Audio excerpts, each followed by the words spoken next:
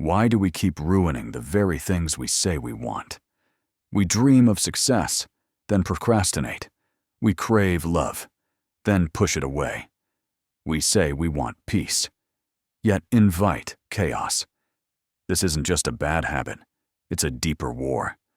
One between the unconscious forces Freud uncovered and the neural patterns today's science is finally beginning to understand. Let's explore the hidden reasons why we sabotage ourselves and how to stop. Freud believed the mind was divided, like an iceberg.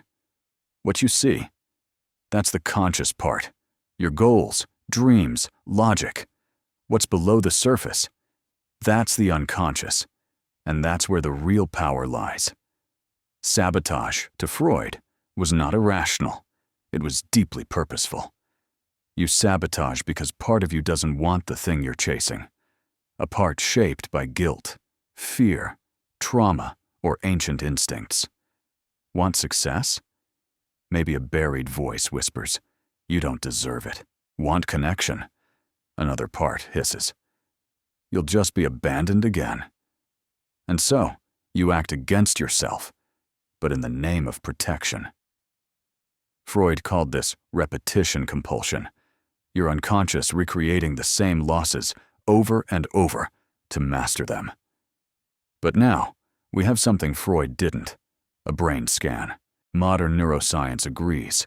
Your brain is not one mind. You have a prefrontal cortex, your rational planner. But you also have the amygdala, your fear detector, the trauma archive, the inner saboteur. When you get close to growth, the amygdala sounds the alarm, because to it, uncertainty equals danger. A new relationship, a new role, a new life?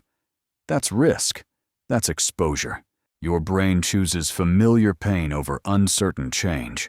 Even when it hurts, it's safe, because you've survived it before.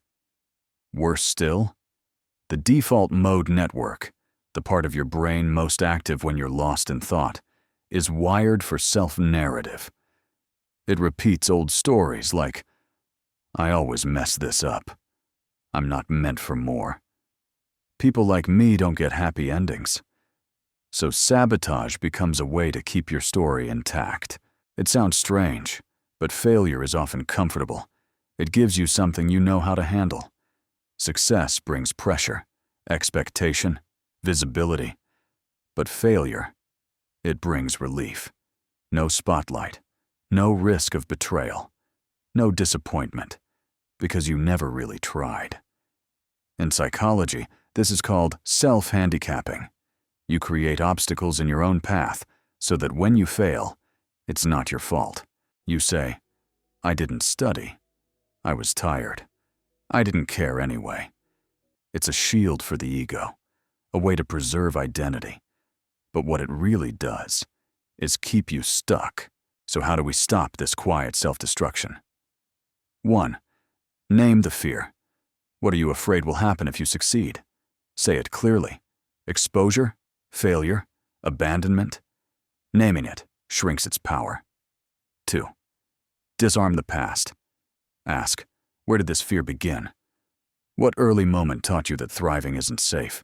You can't erase it, but you don't have to obey it. 3. Rewire the brain. Your brain is flexible. Small, repeated actions reshape it. Do something new, even if it's uncomfortable. That's how you teach your nervous system you're safe now. 4. Show compassion. The part of you that sabotages is scared, not stupid. It's trying to protect you with outdated tools.